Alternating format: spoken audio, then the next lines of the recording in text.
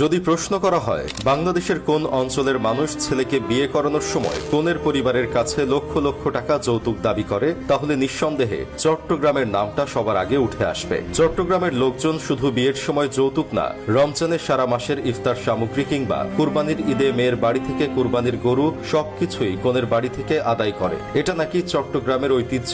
আর এই ঐতিহ্য রক্ষা করতে গিয়ে কত মেয়ের পরিবার যে ঋণগ্রস্ত হয় তার কোনো হিসাব নাই। ভাইরে, আগে জানতাম চট্টগ্রামের মানুষের কলিজা অনেক বড়।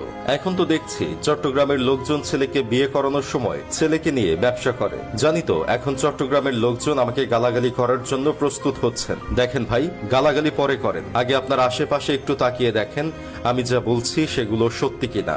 2-3 দিন আগের ঘটনা, চট্টগ্রামের পটিয়ায় রিমা আক্তার নামের এক অনার্স পড়ুয়া মেয়ে যৌতুকের জন্য তার গায়ে হলুদের দিন করেছে। গত রমজানে ব্যাংক কর্মকর্তা মোর্শেদের সঙ্গে রিমার বিয়ের কাবিন হয়। এর আগে মোর্শেদের সাথে রিমার 2 বছরের প্রেমের সম্পর্ক ছিল।